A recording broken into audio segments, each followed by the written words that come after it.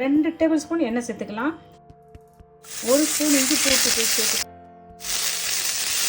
இஞ்சி பூண்டு பேஸ்ட் நறுக்குனா வெங்காயம் சேர்த்துக்கலாம். ஒரு சின்ன சைஸ் வெங்காயம்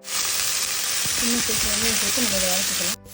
அதனால் வெங்காயத்தை போட்டு நம்ம வதக்கிக்கணும். நறுக்குன்னா ஒரு தக்காளி சேர்த்துக்கலாம். அப்படி கொஞ்சம் நேரம் வதங்கட்டும். இது அழகாக நம்ம வதக்கிட்டோம். ஒரு சின்ன சைஸு கேரட்டை நம்ம பொடியாக நறுக்கி நம்ம சேர்த்துக்கிறோம். கேரட்டை சேர்த்து நம்ம இதை கூட வதக்கிக்கலாம். கேரட்டை போட்டு வதக்கிக்கணும். இதில் பாருங்கள், ஒரு கைப்பிடி அளவுக்கு சும்மா பொடியாக நறுக்குன்னா கொஞ்சம் கப்பிஷம் அந்த பப்பரிக்காய் கொஞ்சம் சேர்த்துக்கிறோம். குடமிளகாய் சேர்த்துக்கிறோம். உங்களுக்கு என்ன கலர் வீட்டில் கப்பிஷம் இருக்குதோ அதை வச்சு சேர்த்துக்கலாம். கொஞ்சோண்டு நான் பப்பரிக்காய் சேர்த்துக்கிறேன், குடமிளகாய் சேர்த்துக்கிறேன்.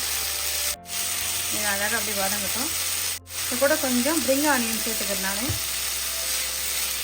பிரிங் ஆனியன் கொஞ்சம் சேர்த்துக்கிறேன். நான் கொத்தமல்லி தழை சேர்த்துக்கிறேன். அப்படியே வதங்கட்டும். இது நல்லா அழகாக நம்ம வதக்கிட்டோம். நம்ம மிளகுத்தூள் சேர்த்துக்கலாம்.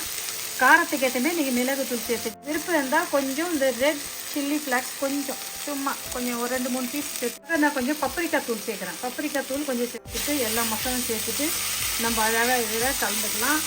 இப்போ பாருங்கள், இந்த அரைச்ச கறி கொஞ்சம் சொத்தாய் சில்லி சொத்தாய் கொஞ்சம் சேர்க்குறேன். நான்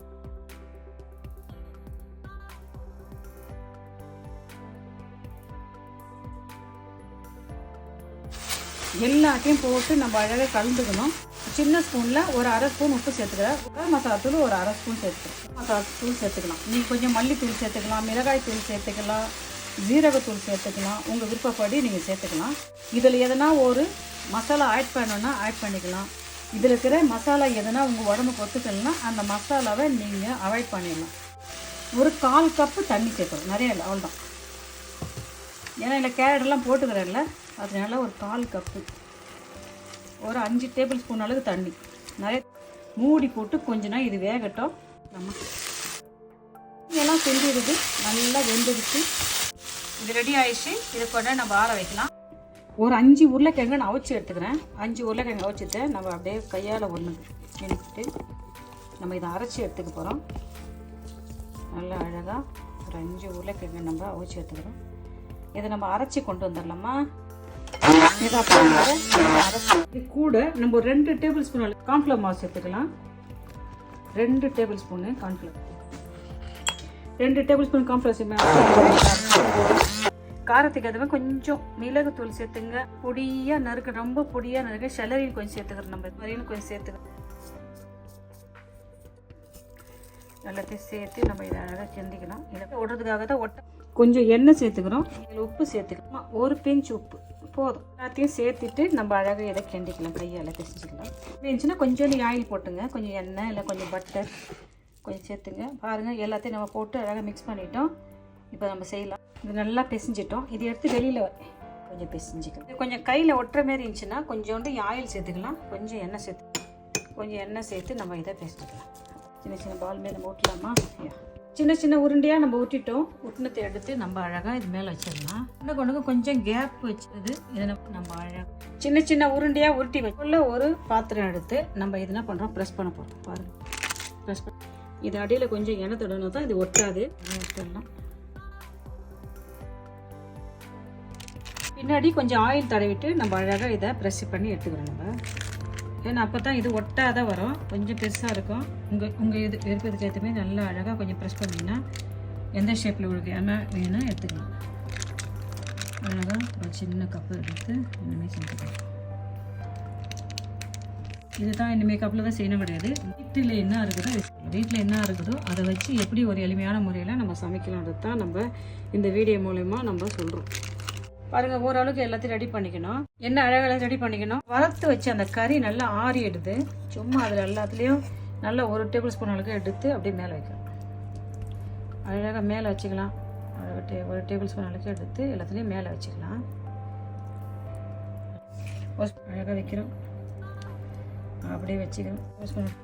இதில் நீங்கள் வெறிய சொதாயை மட்டும் வச்சுக்கினா கூட வைக்கலாம். வெறிய எனக்கு அரைச்ச கறி மட்டும் தான் வேணாம் அதையும் செஞ்சுக்கலாம். அதிலே வெறிய மசாலா காய்கறியெல்லாம் சேர்க்கறது ஒரு குருன் சாக்கு ஆட் பண்ணனா நீங்கள் ஆட் பண்ணிக்கலாம். உங்கள் விருப்பம் தான். இதில் நீங்கள் வெறும் கறி வச்சு செஞ்சுக்கலாம், இல்லை அது கூட குருன் சாகை சேர்த்து செஞ்சுக்கலாம், காய்கறி வெஜிடபிள் சேர்த்துக்கலாம், வெஜிடபிள் குருன் சாகை சேர்த்துக்கலாம்.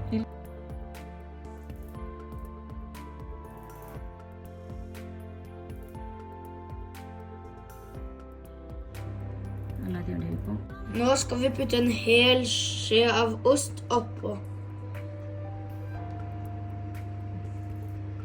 கொஞ்சம் சீஸ் அழகாக சீவிட்டு அது மேலே அழகாக வைக்கலாம். சீஸ் நல்லா சீவி இருக்கிறோம், வைக்கிறோம் கொஞ்சம் கொஞ்சமாக.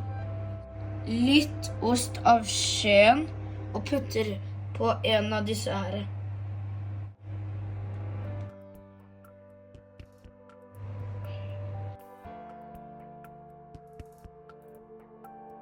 பாருங்க, எல்லாத்தையும் நம்ம எண்ணெய் அழகாக செஞ்சு வச்சுட்டோம். இப்போ நம்ம இது ஓவனுக்குள்ளே வைக்க போகிறோம்.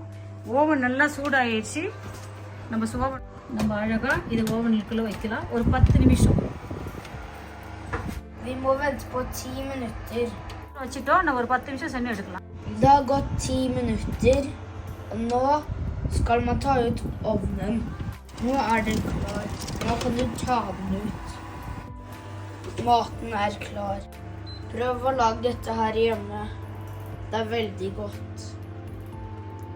பாருங்க, என்ன சூப்பரான சுவையான அழகான ஆரோக்கியமான நம்ம ஒரு இது பண்ணிட்டோம். பாருங்க எவ்வளோ ஈஸியாக வீட்டில் இருக்கிற பொருளை வச்சு தான் ஒரு 5 உருளைக்கிழங்கு எடுத்து வச்சேன், வேக வச்சேன்.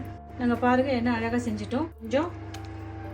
கொஞ்சம் அழகுக்காக கொஞ்சம் பிரிங் ஆனியன் கொஞ்சம் சேர்த்துக்கலாம். இன்னும் அழகாக இருக்குது பார்த்தீங்களா? சூப்பராக நம்ம செஞ்சு முடிச்சிட்டோம். ஒரு 10 நிமிஷத்துல கடைக்கான செஞ்சு முடிச்சிட்டோம். ஸ்கூல் முடிச்சுட்டு பிள்ளைங்க வந்துச்சுன்னா ஈஸியாக செஞ்சு சாப்பிடலாம். இதில் உங்களுக்கு பிடிச்சமான பொருளை நீங்கள் ஆட் பண்ணிக்கலாம், பிடிக்காத நீங்கள் அவாய்ட் பண்ணிடலாம். இந்த மெத்தட் உங்களுக்கு ரொம்ப பிடிக்கும்னு நினைக்கிறேன். நீங்களும் இதே மெத்தட் செஞ்சு பார்த்துட்டு நாங்கள் செஞ்ச இந்த மிதாக எப்படின்னு சொல்லுங்கப்பா.